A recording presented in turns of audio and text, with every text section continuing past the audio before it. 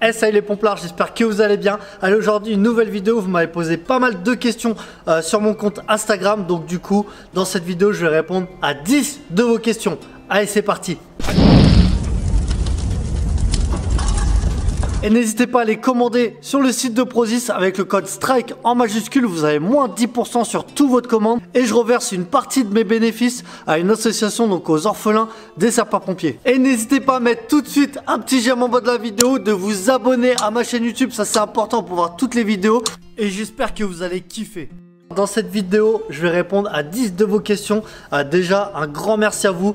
Sur mon compte Instagram, vous m'avez posé énormément de questions. Je crois que c'était au moins des centaines et des centaines de questions. Donc, j'ai répondu à 10 questions qui revenaient le plus. Donc, déjà, si vous n'êtes pas abonné à mon compte Insta, les gars, c'est pas normal. Allez vous abonner tout de suite sur mon compte Instagram, donc c'est strike-workout. Franchement les gars, vous allez kiffer, que ce soit mes stories, je mets le sport, les manœuvres, voilà, un peu tout ce qui se rattache au pomplard. Je pense que vous allez kiffer, donc allez vous abonner les gars, c'est gratuit. Donc on va commencer par la première question. Là c'est celle qui revient le plus, c'est pourquoi tu as choisi d'être sapeur-pompier?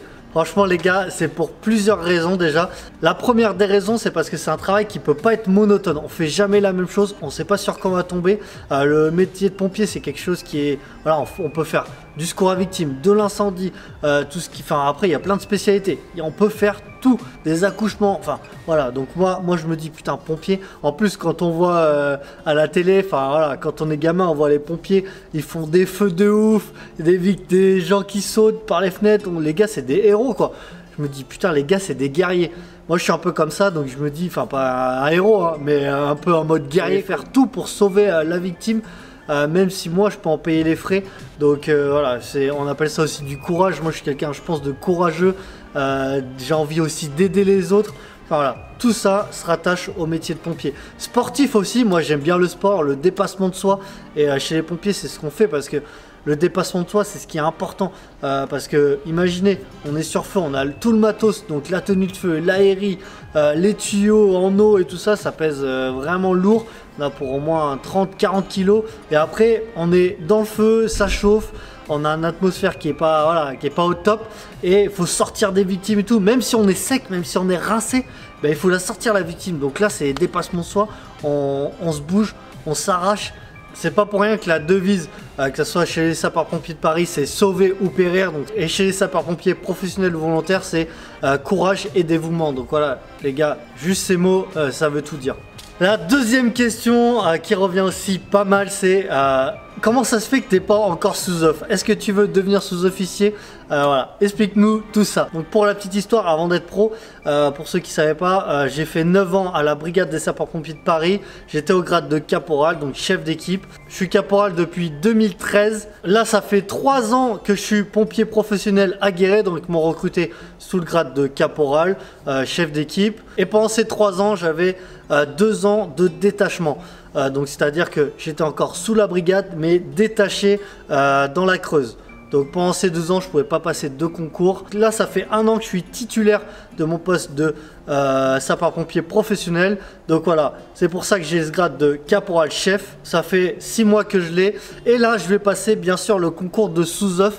Il y en a un le 25 novembre dans le 77. Donc là je suis en train de réviser à bloc pour passer les sergents. Donc on a un écrit, si on est pris à l'écrit, on aura un oral à faire. Et après, si j'ai le concours, il faut qu'il y ait des postes en tant que sergent dans mon département. Donc voilà, c'est un peu compliqué. Je pense que ça va prendre du temps. Bon, c'est pas grave. Je me dis que je kiffe mon métier. Je suis content d'aller bosser et ça, c'est le plus important.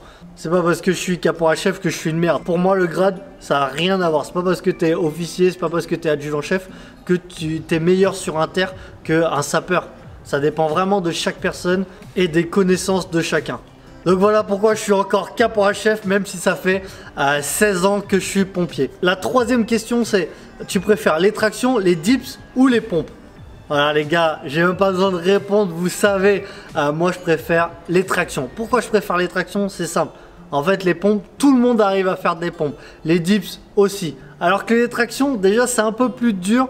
Donc voilà pourquoi moi je préfère les tractions. Après j'aime bien me lester, comme j'ai dit, j'aime bien le dépassement de soi, j'aime bien me taper dedans. Et moi ce que je veux, c'est pas être fort en traction. Moi ce que je veux, c'est être complet. Parce que pour moi, Un bon pompier, c'est quelqu'un qui est complet, c'est-à-dire qui a du cardio, qui sait nager, qui fait des tractions, enfin du poids de corps, de la muscu. Parce que nos haltères, tout simplement, c'est un mix des deux. C'est un mode un peu crossfit, c'est-à-dire qu'on a les tuyaux, on est chargé, on monte des escaliers. Donc là, il faut avoir le cardio, il faut avoir aussi la force. La partie en flamme, il faut sortir des victimes, voilà. Donc, il faut avoir les bras casses, il faut avoir le cardio, il faut avoir... Enfin, franchement, faut être complet. Même de toute façon, au secours à victime, hein, tu te dis, ouais, mais moi, je suis pas apte incendie. Mais quand il faut descendre une victime qui fait 80 kg de la chaise, il n'y a pas d'ascenseur, faut descendre 6 étages, je peux vous assurer qu'il faut quand même avoir les bras casses. Hein. Donc, c'est pour ça que c'est important, les gars, dès que vous êtes de garde à la caserne, entraînez-vous. Ah, une autre question, c'est à ton âge, t'arrives encore à progresser physiquement? Là, les gars, c'est compliqué. Je vais vous dire mon âge, j'ai 34 ans. Ouais, j'ai 34 ans, bon, ça se voit, hein. Mais voilà. Moi, en fait, je m'entraîne, c'est pour moi. Je fais pas de compétition. Je me dis pas, ouais, faut que je soulève 200 kilos au développé couché. Non. Moi, je me mets pas des barrières comme ça. Je me dis juste, il faut que je sois en forme pour mes inters. Donc, voilà, c'est pour ça que je m'entraîne. J'essaie de, comme j'ai dit, d'être complet, de tout faire. Mais après, c'est compliqué. Après, avec l'âge, bon, ça va, j'ai 34 ans. J'ai 34 ans, mais je vois que je récupère un peu moins vite. Mais bon, les gars, je suis bien à 34 ans. Bon, ça va, quoi. Ça va. Mes performances, c'est sûr que c'est un peu moins fort qu'il y a 2-3 ans. Je m'entraîne à bloc, je suis pas souvent blessé, donc ça c'est une bonne chose. Il y en a plein qui me posent la question, ouais, tu te blesses jamais, tout ça, avec ce que tu fais des track bars à 70 kg et tout ça. Franchement, j'ai que des tout petits trucs, genre, tu vois, là, j'ai mal un peu au tendon d'Achille, mais c'est rien de grave, je continue à courir et tout ça. Et j'ai jamais eu de grosses blessures. Je pense que, voilà, pourquoi aussi je prends des compléments alimentaires, pour je ne pas être en carence, pour éviter les blessures, mais franchement...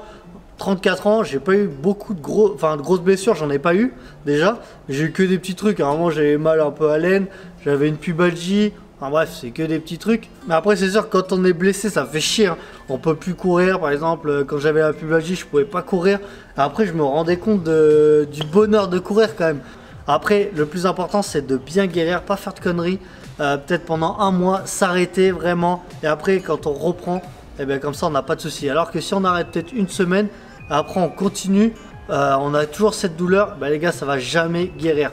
Donc essayez de vous dire dans votre tête, bon ok, j'arrête, je fais autre chose, hein. Si je peux faire les bras, bah, je fais les bras casses, mais j'arrête et je guéris bien. Allez, une autre question, ça t'est déjà arrivé d'être sur intervention et qu'on te reconnaisse? Ouais les gars, ça m'est arrivé plusieurs fois, et à chaque fois ça me fait rire. C'était un accident de moto, donc j'arrive avec le VSAV. Et le gars, il me voit arriver, il me dit, ouais, désolé, hein, je voulais pas faire décaler la charrette. Et je dis, non, mais t'inquiète, vas-y, t'inquiète pas, je vais m'occuper de toi. Et puis après, voilà, on a rigolé, on a discuté. Mais ouais, après, ça m'a. Souvent, les gens, ils osent pas me le dire en face. Je vois que, en fait, par rapport à leur regard, ils me regardent. Enfin, je me dis, ouais, ils me connaissent. Après, moi, je m'en fous, je fais mon taf. Voilà, mais après je reçois souvent des messages après l'inter. Ouais, salut, merci à toi de t'être occupé de moi, machin. Bref. Franchement, moi ça me fait plaisir, hein. Ça me fait plaisir.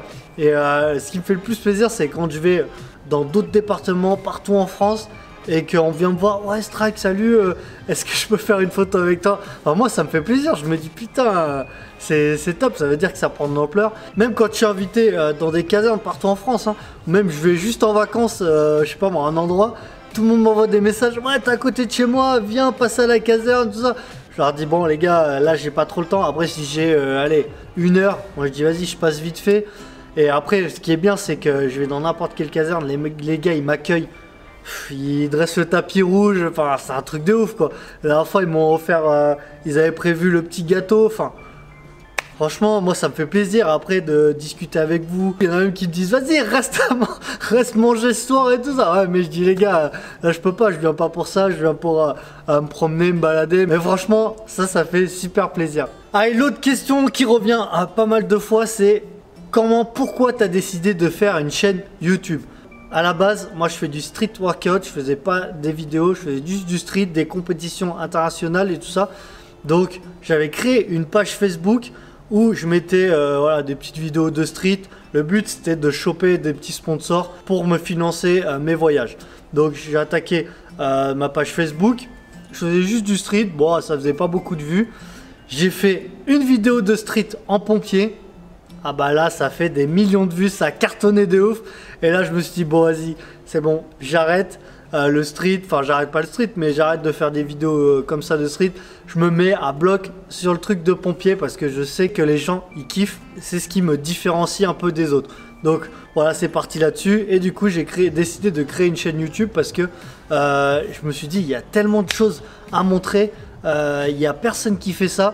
Donc je me suis dit, allez go. Donc j'ai commencé à la caserne où je monte par exemple mon casque F1, je dis les points positifs, les points négatifs. Et en fait ça, MSA, ils ont vu cette vidéo, ils m'ont contacté, ils m'ont dit ok, bah, on a vu ta vidéo, elle est vraiment bien, tu donnes des défauts, tu mets des remarques constructives. Franchement, nous on t'invite chez nous à MSA et tu viens faire une petite vidéo où tu présentes comment on fabrique un casque. Voilà, c'est venu, c'est parti de là. Donc voilà, moi je dis vas-y le top. Je suis parti là-bas, c'est dans l'Ain. Et puis après, tout s'est enchaîné. Voilà, j'ai dit putain, ça se ferait bien. Je ferais bien les gants, je ferais bien les tenues de feu, enfin les lances. Et puis après, bah, quand on crée une chaîne YouTube, il faut du contenu, les gars. Il faut mettre du contenu. Je me suis dit moi, ok, faut que je mette une vidéo toutes les semaines sur ma chaîne YouTube. Donc du coup les gars, ça fait réfléchir à dire putain, qu'est-ce que je vais parler? Je vais parler de quoi? Je vais faire quoi? C'est pour ça que je fais des manœuvres, du sport, présentation d'engin, présentation de caserne.